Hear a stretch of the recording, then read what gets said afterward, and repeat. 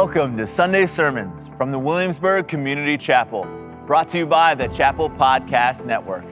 Let's grab our Bibles and open up to the book of Esther, and we're going to be in chapters 1 and 4, and I'm going to read verses 12 through 14 from chapter 4 for us now, as we prepare to hear from Rich Sylvester as he helps us continue in our sermon series titled, Life in Exile.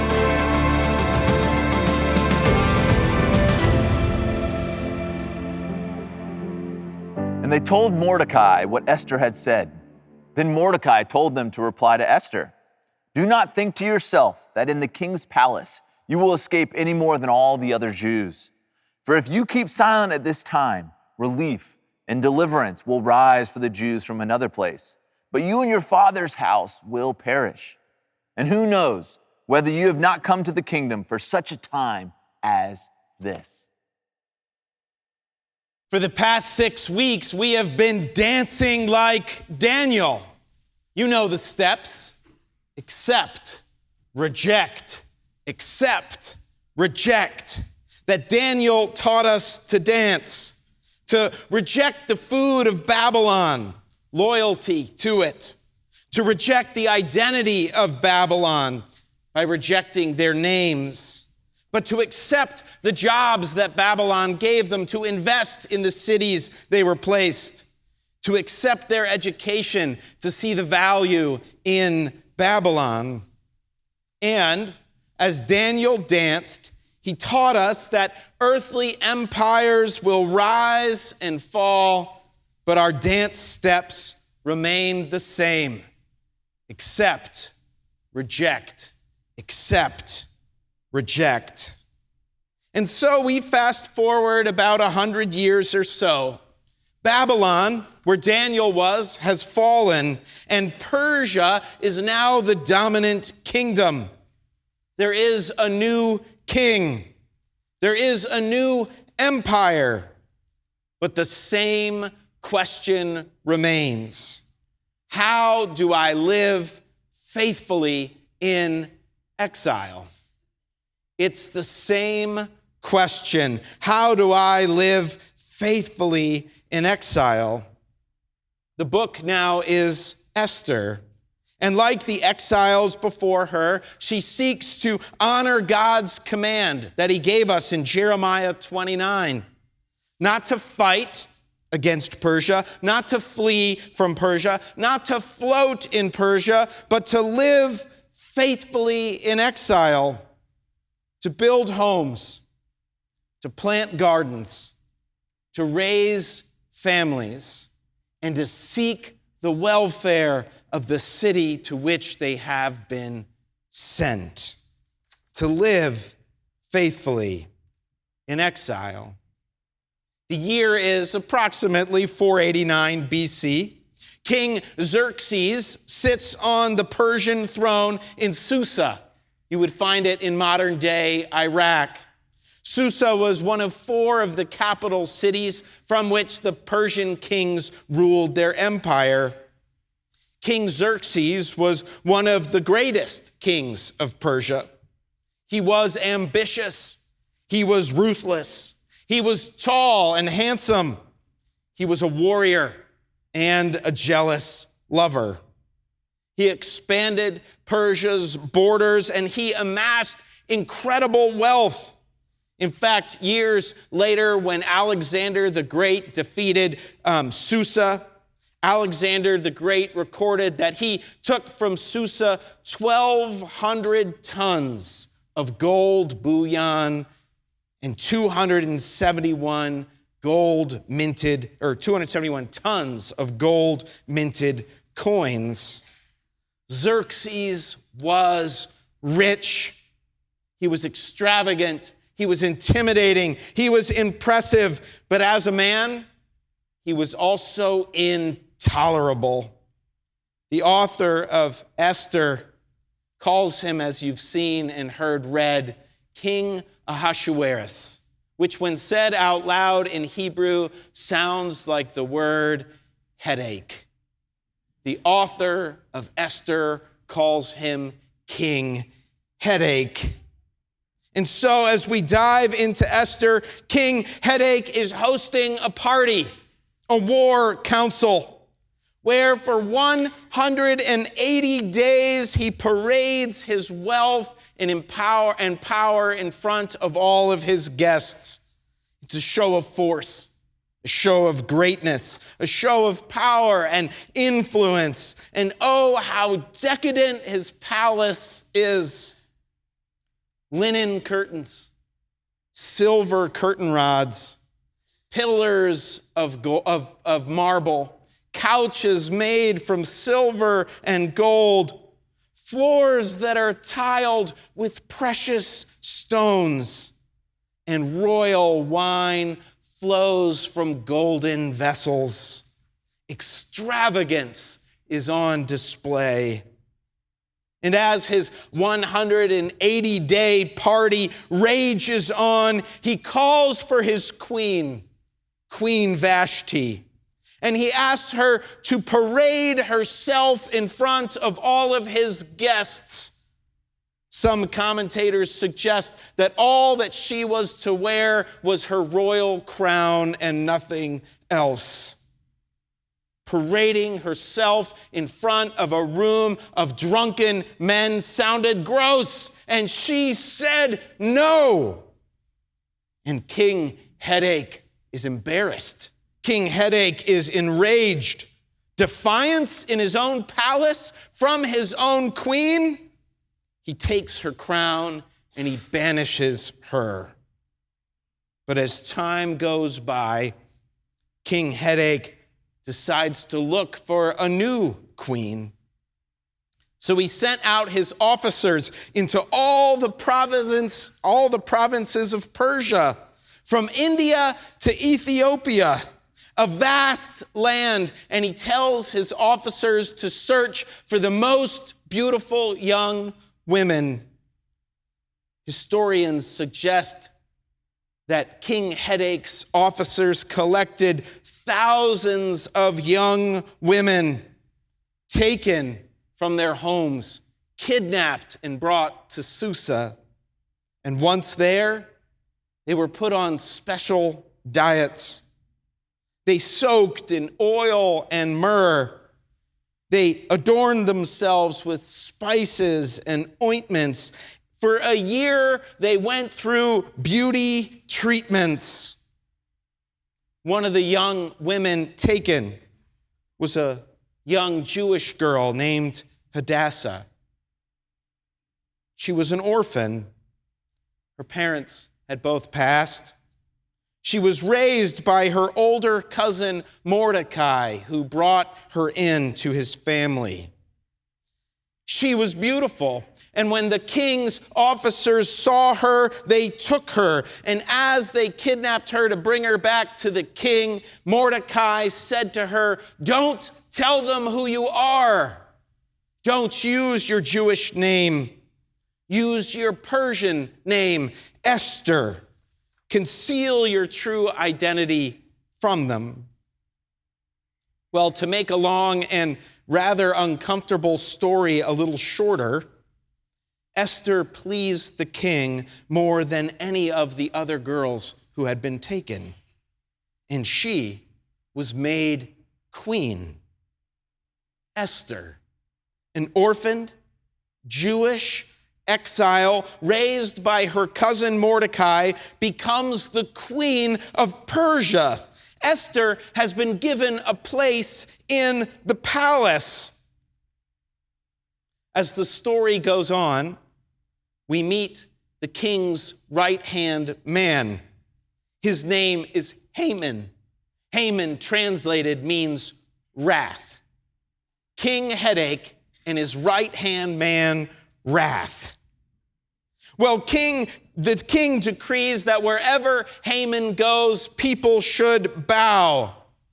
But Mordecai, Esther's cousin who raised her, does not. He refuses, and this makes Haman angry. And in his rage, he swears revenge, not just against Mordecai, but against all the Jews in Persia. He makes a plan, and he buys the king's blessing. And he sends out a written decree into all the lands of Persia that says on the 13th day of the 12th month, the day before the Jews celebrate Passover, that all the Persians are instructed to kill their Jewish neighbors and take their belongings. Wrath is coming. Death is coming. This throws the cities in Persia into chaos. And in that chaos, Mordecai cries out to Esther and says, "You must do something, Esther. Go talk to the king. You're the queen. Go and try to save your people." And Esther responds in the verses that were read this morning, in verse 11 of chapter 4, and says, "Mordecai, everyone knows that you can't just go and talk to the king.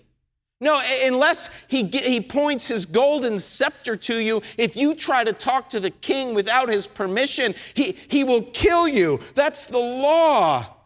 And Mordecai, the king hasn't even talked to me in 30 days. I may be falling out of favor with the king. Mordecai, you're asking me to put my life at risk. I might die." Whenever I preach passages, I enjoy reading commentaries from various theological perspectives, frameworks, traditions, authors with a variety of backgrounds. I was curious to see how commentators viewed Esther's actions up to this point in the story. Now, for those of you that know how the story ends, and spoiler alert, we're going to get to it next week, where God uses Esther to save her people. But up to this point, it's intriguing and curious, because up to this point, it doesn't feel like Esther is dancing like Daniel in the palace. Up to this point, Esther has hidden her true identity. She has hidden her Jewishness. She has not kept her Jewish name, but switched to the Persian name Esther. And she has certainly disobeyed God's law, sleeping with the king when they weren't married. Up to now, it feels more like Esther has been floating in the palace, that she isn't dancing like Daniel. Her dance moves seem to be more like accept. It's a different move than Daniel had. Now, certainly there is a major power dynamic at play. She is a young, orphaned exile. She is a woman in a male-dominated culture. She is powerless, penniless. She's even told by her cousin that raised her to keep her identity hidden. I mean, can you blame her for acting this way? But Queen Vashti stood up to the king. Queen Vashti stood up to the systems and the values and the structures of the palace. So why hasn't Esther done the same? To be honest, as I ask it out loud, it feels like an unfair question. It even feels like an unkind question. But I think it's an important one, because the author wants us to see something. The author wants us to see that there is poison in the palace. That there is poison in the palace. And not just to ask if Esther has been poisoned by the palace, if she stopped dancing like Daniel, but to ask ourselves that very question. Where have I been poisoned by the palace? Where have I been poisoned by the palace? The way the author writes Esther, the values of the palace are made abundantly clear. The values of the palace are appearances, excess, revenge, self-indulgence, power, self-promotion, exploitation, oppression, money, personal gain. It's impossible not to see these things as we read those first chapters of Esther. And for 100 years, the Jews have been in exile. They have been surrounded by the values of the palace. And the author asks them and asks us, have you been poisoned by the palace? Have you been kidnapped and taken by the palace? Have you stopped dancing like Daniel? Are your dance moves accept? I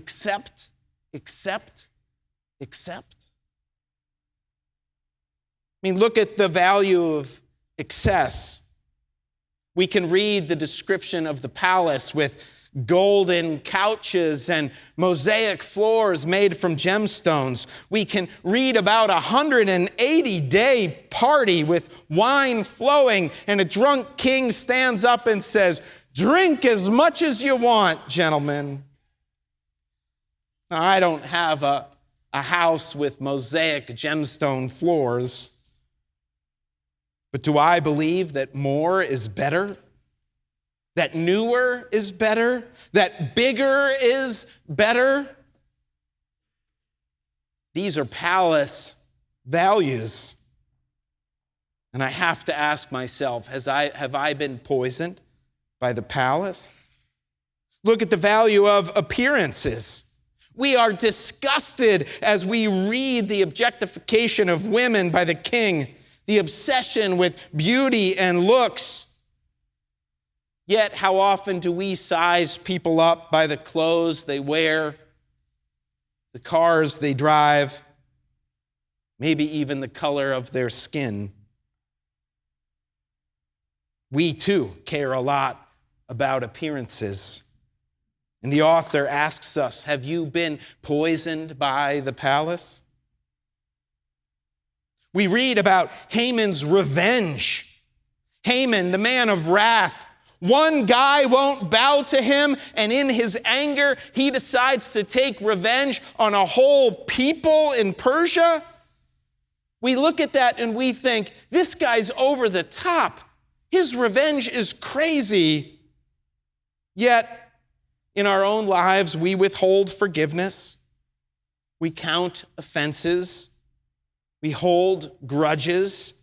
We seek retaliation against people who hurt us. This season, as I watched my middle school son play basketball, one game had to be stopped early and the refs escorted out because the parents were going to attack them. Have you been poisoned by the palace? Look at the value of self-promotion. I cringe thinking about King Headache parading his accomplishments for 180 days before his friends. 180 days of shameless self-promotion. Yet we boast, we brag, we make sure that we get credit for whatever we do. We talk about it. We certainly post about it online. And on the flip side, we are slow to celebrate others' victories. We are slow to encourage others. We get frustrated even when other people succeed at things that we wish we could. Have you been poisoned by the palace? The author wants us to get honest. But the author is also reminding us that the palace is an important place to be, that there is power in the palace, power to do good.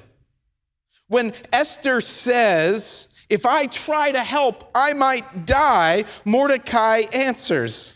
And in the verses we read today, Mordecai says, "And who knows whether you have not come to the kingdom for such a time as this?"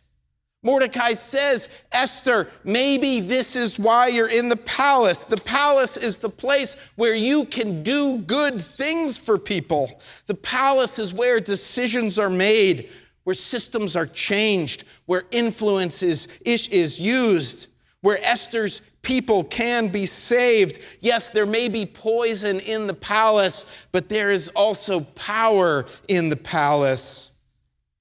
And we all have a palace. We all have a place of influence in our lives, a place where we can speak up, a place where we can stand up, a place where we can change lives and save lives. Yes, the palace in Susa sat on a hillside high above the city, but our palaces look different.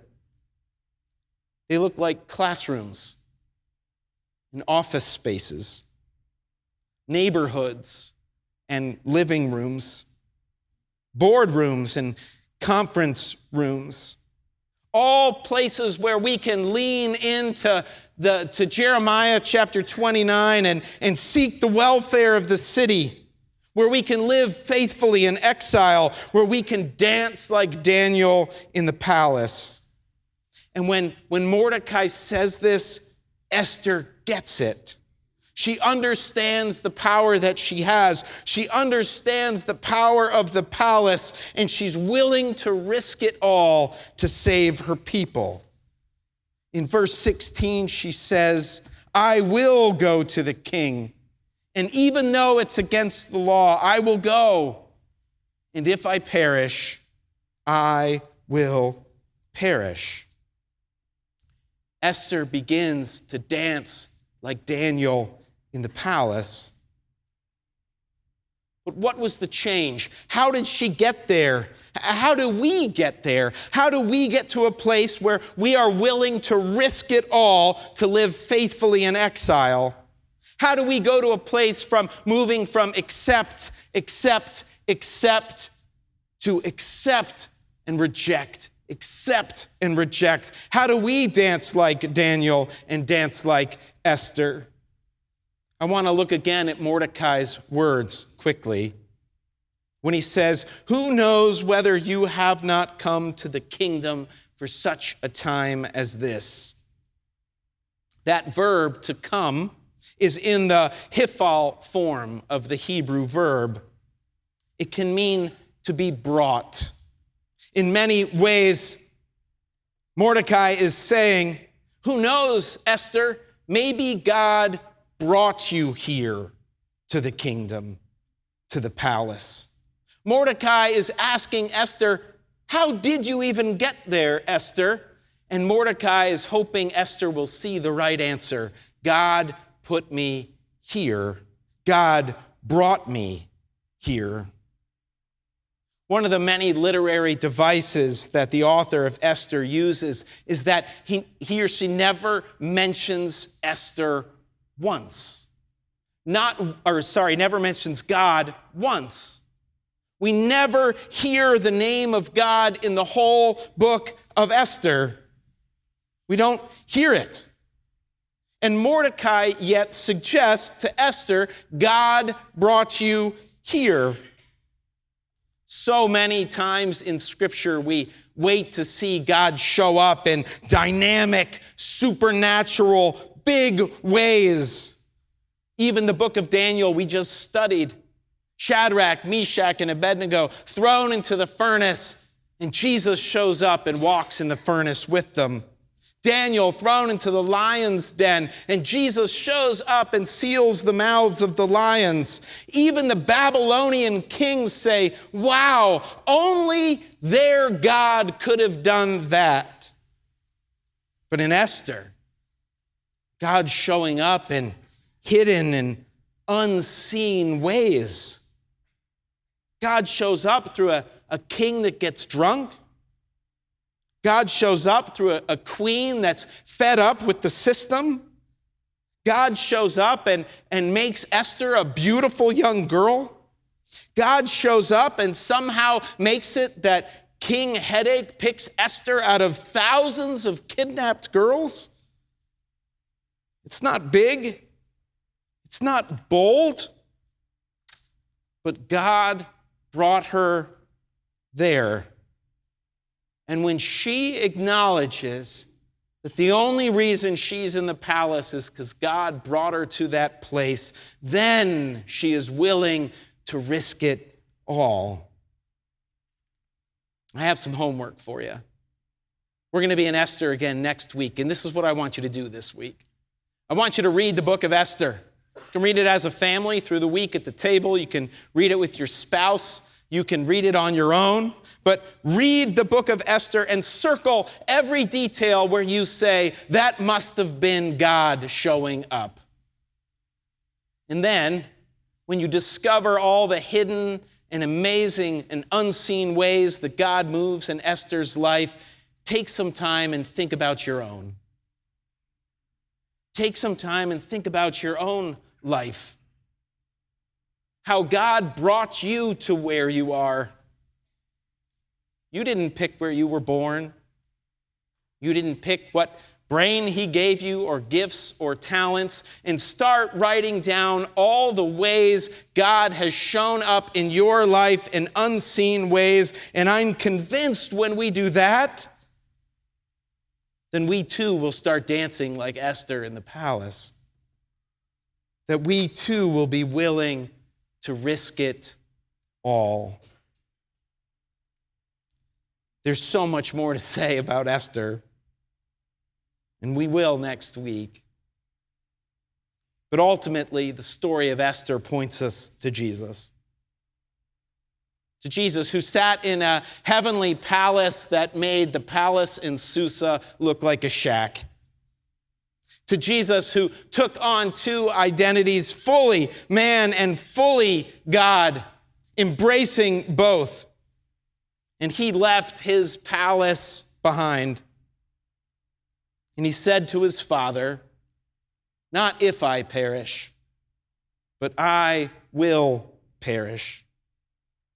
And Jesus, giving it all up, he went to the cross so that one day when we stand before our God and our Creator, Jesus would be our golden scepter, our mediator, our Savior, our identity, our life. And when we see that, when we know that, when we embrace that, then we'll dance like Daniel. Then we'll dance like Esther in the palace where God has brought us. Thank you for joining us today. Here at the Williamsburg Community Chapel, we are all about making disciples of Jesus Christ. So wherever you are on your spiritual journey, we hope you will join us this year as we study the biblical theme of exile and learn how to sing the Lord's song in a foreign land.